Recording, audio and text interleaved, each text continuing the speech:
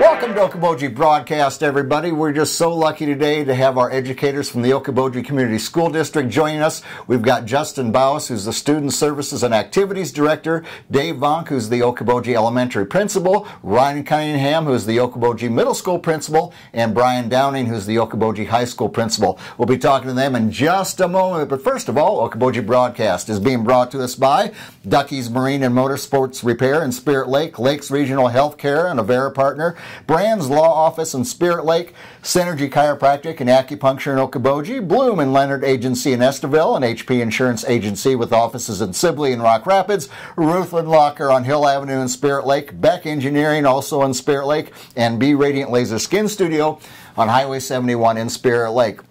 Gentlemen, thank you for joining me here on a windy, cool, but sunny morning here in the Iowa Great Lakes. You bet. We're glad to be here. Thanks for having us. We're excited.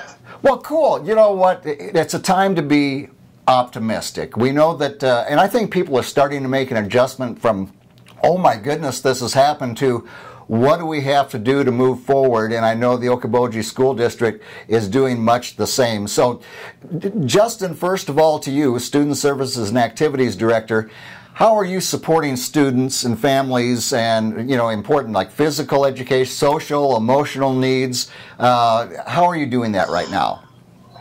You know, we're like everybody else, we're learning on the fly. The student, like you mentioned, I have two hats. So the student services side, obviously our number one concern, and I know everybody's is safety, but also just emotional security.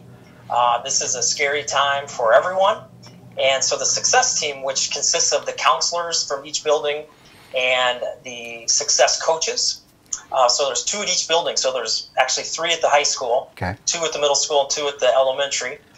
We've been meeting on a regular basis via Zoom like everybody else, and we have really just been brainstorming what resources can we provide to our families. And some of them are physical resources where kids are actually interacting with some games and some emotional type learning.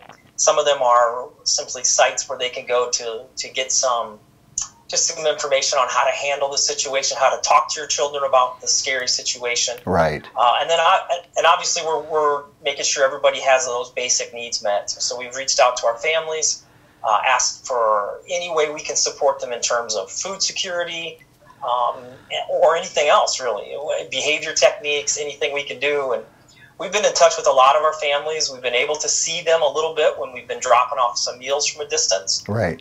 So basically right now we're just making sure people know that we're here as a team, and we will support them in any way we can.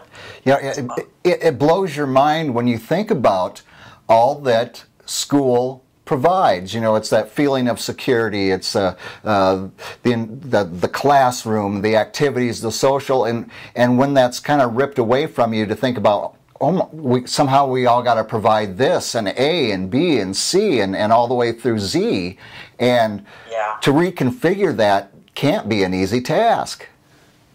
It isn't an easy task, and the challenge for our team especially is we know that for a lot of our kids and families, what they need more than anything is physical proximity, you know, because for a lot of these kids, the 8 hours they spend in the school day is the most structured part of their day. It's where they receive the most support. They get their hugs from the teachers and their staff. Those things you can't really replace. But again, just making sure that they know we're here for them, and that if we can't provide it for them, we will certainly find a way to get it to them.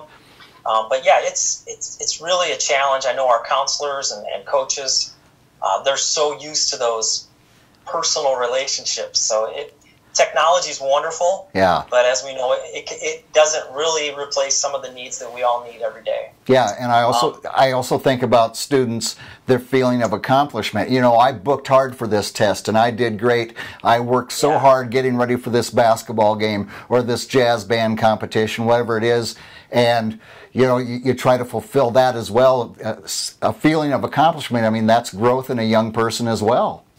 Yeah, it is. And you know, for the activity side of things, I haven't had a lot of interaction with the kids yet, and mainly it's because we have so many unknowns. You hate to throw out a nugget just to take it away later. And, yeah. But I have had multiple meetings with all of our coaches and sponsors, just talking again, how can we support our kids, our kids that are right now. This is, well, for all of us, this is the biggest event we've ever experienced. For our kids, this is huge. You know, they are things they've worked for, goals they've set. We know that as time goes on, they will see that this wasn't, you know, life and death for most, hopefully. Yeah. But for those kids that, particularly seniors who are preparing for the Iowa Jazz Championships and the state music group and the mock trial, and our athletes who are hoping to be running on a track right now or getting ready to throw baseballs and softballs around, it's a big deal to them. Yeah. And we want to make sure that we again are there to support them. Our coaches have reached out to them, and the one thing I will say too, Jeff, and you've done an awesome job of covering Okoboji schools through this, and I have heard a couple of your interviews with students, and I am really proud, and I think all these guys would say the same, by the way our kids are handling this. Yeah. They're disappointed, but every kid I've talked to understands the number one thing is keeping people safe. It goes to show you the quality of parenting and the Okoboji School District, what it has brought to these kids as they grow up and they grow and mature, and very fortunate on both sides, you to have them and them to have you as well. Absolutely. We have great kids and great families, and you know, everyone's been saying we'll get through this together, and we will. Yep. And I think we're all going to have a greater appreciation for the little things in life too, like being able to go out and run on a track and playing baseball, and you know. So I think we'll come out of this stronger. I think we'll see even a stronger tie in our community. It's what you have to do. You have to pull through these times, and I'm fortunate to work with this administrative team. They've been working diligently on the academic side of things. Right. And in my role, it's basically to help the other obstacles that might get in the way of that. So I'm proud to be on this team. These guys have done a great job. Very good.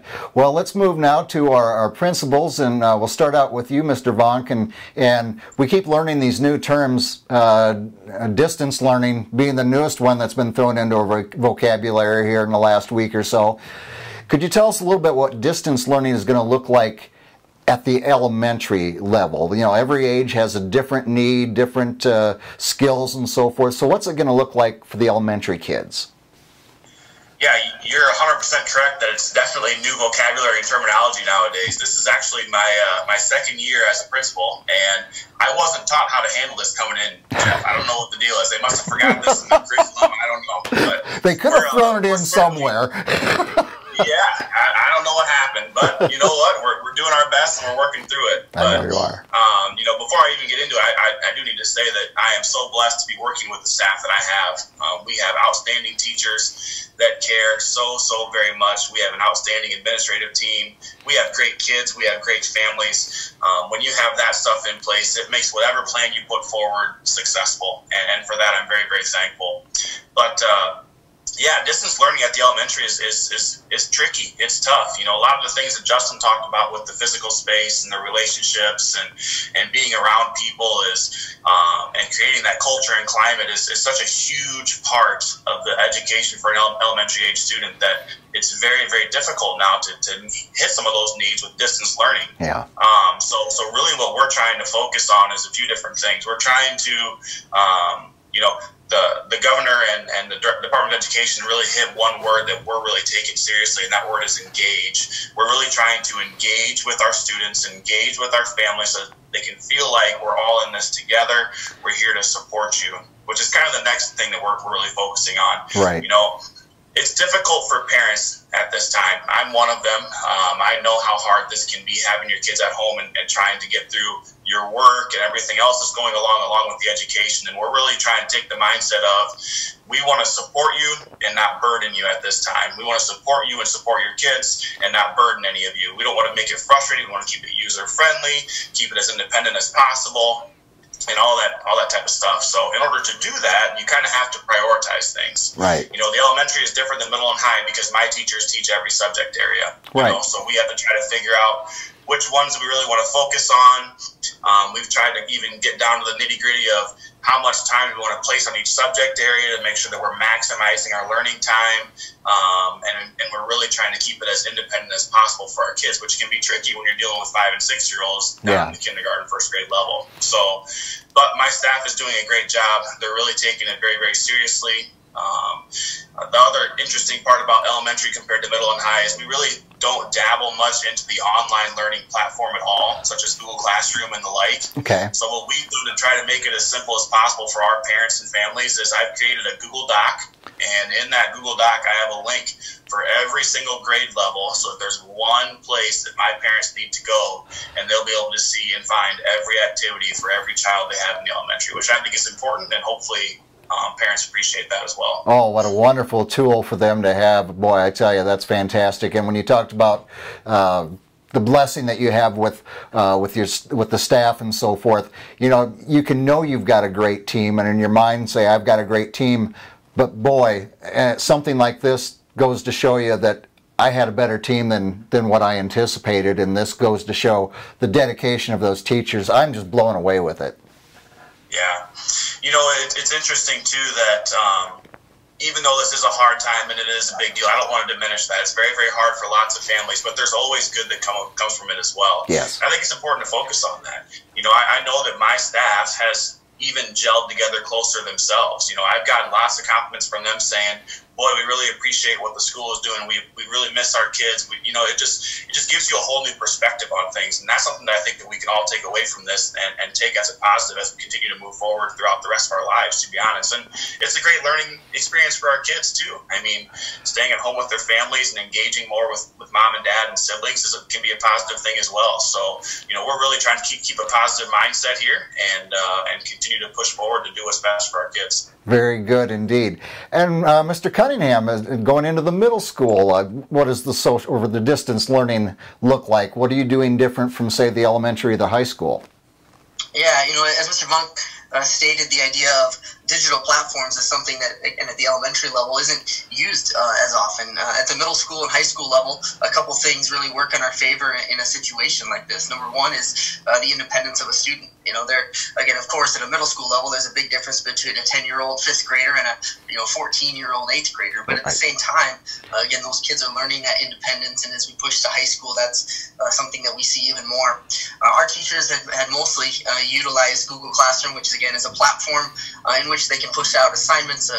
The students that are engaged then in that class, once they're signed up, they get emails from their teachers. And so having one place, kind of a one-stop shop, again, you hear that at the elementary, you're going to see that at the middle school, you're going to see something like that at the high school as well, because in this time, we don't want to have tools all over the place, because it can get confusing for parents, for families, and for students. And so on our distance learning plan, there's links where they can find every single one of those classrooms. They can look at their schedule and say, here's my math, my science, my social studies, my language arts, my exploratory classes. And if I'm in my Google Classroom, I know what's pushed out.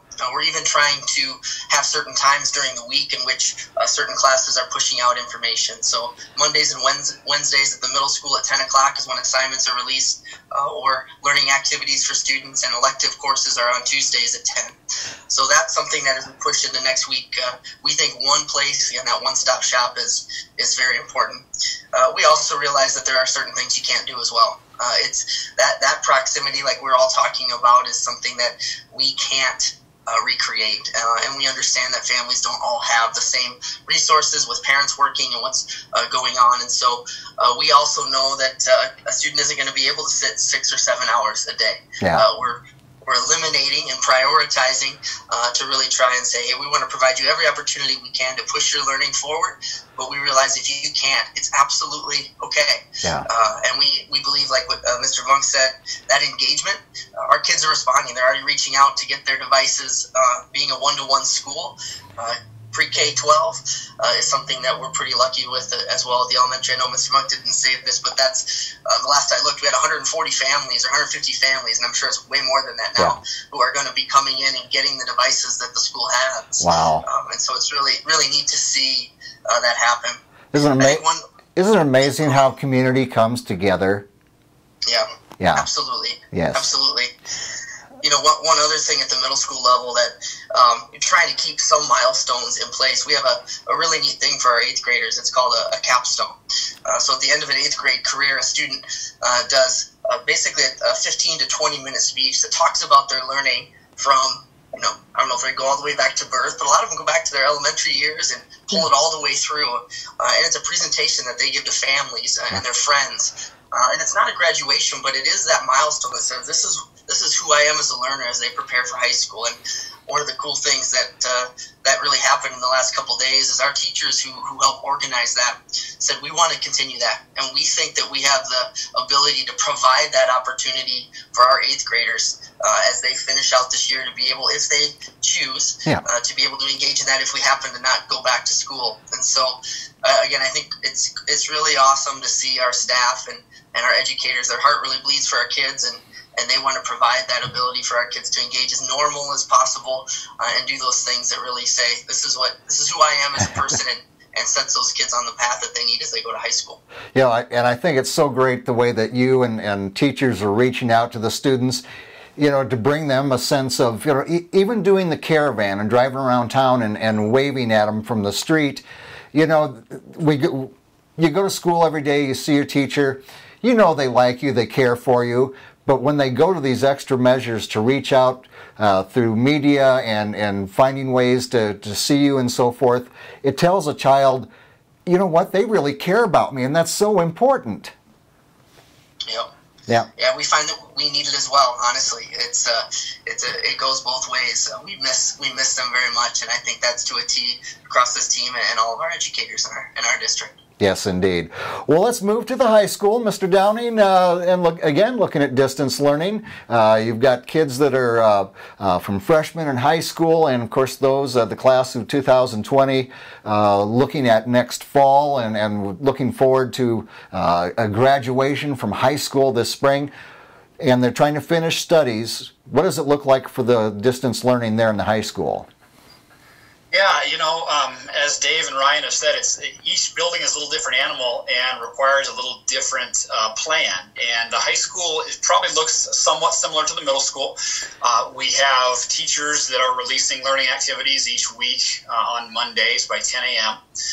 And then, at the elementary level, one of the things that we're very cautious of is not wanting to be a burden onto parents in making them the teachers. And so that's when Dave talked about making it as independent as possible. That's a challenge at the elementary level. At the high school level, we don't worry so much about making the parents the teachers, because, there's a lot of stuff that my freshman is already learning I can't teach her. Right. But what we need to make sure is that there's still a connection with our teachers. And so one of the things that we're doing at all levels, and I think it's especially important at the high school, is our teachers are holding daily office hours via Zoom. They're spending 3 hours a day, a 90-minute block in the morning and a 90-minute block in the afternoon, where they have set up a recurring Zoom meeting that is accessible to their students through a password. And basically it's a chance to come in and get help. So every Monday, the kids are finding out what they should do that week if they're going to engage with the learning. And then throughout the week, they can actually hop onto Zoom and get some help from their teachers. And I think that's an essential part of both the learning and the connection. That two-way aspect to it cannot be overstated. And one of the things that was clear from the Department of Ed is they really want to see that interaction. And that's what we've stressed. So that's a key part of it. And I think it'll be an important aspect of our program going forward. We also have, at the high school level, we have a significant portion of our students, sometimes a third or more, who are engaged with dual credit classes or concurrent enrollment, where they're gaining college credit and high school credit. Right. And those classes have continued. We had this whole thing started kind of when ILCC was on their spring break. So as soon as that spring break ended, those classes continued. And, my own daughter is engaged in a couple of online dual credit classes. And so those are required. If you're in those classes, you need to be doing that, whereas our plan is a voluntary opportunity. So making sure kids understand the difference has been important as well. And I think our kids have done an awesome job, and our parents as well. Yeah, and I've heard that Iowa Lakes has just absolutely been rock solid on this. And I can think of my own 3 daughters that all took advantage of this in high school. And all 3 of them had like their first semester of college, they already had those credits in place. It's so important, and just it's great having the structure and the ability to continue your education this way. Yeah, it is. And, most of those classes were online to begin with, so there really hasn't been a change. Yeah. We do have some teachers that actually teach in-house. There are staff that are accredited through ILCC, so they teach college credit classes live. That's the first thing we did, was migrate that to an online format. And so those staff members are kind of helping to lead the rest of our staff into the world of Zoom and Screencastify and the different tools that they're using. So that's been one part of it. You kind of alluded to the other part, especially for the seniors. What an unusual way to end your high school career, and certainly not the senior spring that we would have anticipated. Yeah. Spring, especially for seniors, is full of milestones. And it's a chance to look back on the accomplishments of a 13-year educational career. Yes. And so we're trying to preserve that as much as we can. We've been doing some senior spotlights through our social media. Yeah. So every one of our seniors is being spotlighted on our Facebook and Twitter and Instagram outlets, and talking about their favorite memories and what their future plans are. We also have been trying to reassure those kids that this will not impact your graduation. The state has provided clear guidance there as far as grades and credits. That's the other difference at the high school level is acquiring credits. Right. And we've put a value on a graduation ceremony, and we don't yet know what that'll look like or when it'll be able to happen. But we are adamant that we will honor and recognize these kids for the accomplishments they've made over these past 13 years. Yeah, they've earned those milestones and those accomplishments, and I think it's just so gratifying to them and their parents that you're making it continue to happen. So, boy, I tell you, what a great team from top to bottom you've got there at Okoboji, and I know you're pioneer proud, and we're proud of you as well. You're doing great for our kids and our community. Thank you, Jeff. I just want to underscore what the other guys have said. This team is strong because of the people that we have. We have an amazing staff from day one. They've been asking how they can help. They've jumped into our meal delivery program that has helped make sure our kids are still getting the food that they need. They have jumped onto this distance learning plan, even though this is not, just like Dave said, none of us were taught to do this, including our teachers. Yep. And they have jumped right in. They found ways to connect, and it is showing the true value of our people and how fortunate we are to be where we are. Well, we're very blessed to have you guys and everybody at Okoboji Community Schools doing what they can for our children and their families, and I hope you all have a very happy Easter as well. You too. And hey, Jeff, I just want to mention again a thank you from all of us. What you're doing for our community too, with all of these positive interviews, and there's never been a better time to get all the positives out. We really are appreciative of you having us, but also everything you've done for the community with these interviews. Well, thank you so much. That touches me. I appreciate that. It's my pleasure. You know what? All my career, I've always said there's a lot more good news going on than bad news, and especially in the Iowa Great Lakes, and I rather focus on that. There's plenty of people doing the bad news. And all of you and everybody at Okoboji Community Schools are part of the good news, and I'm happy to share that with everybody. You guys, thank you for taking time with me, and have a healthy day and a wonderful Easter. You too. Take care. Thanks, Jeff.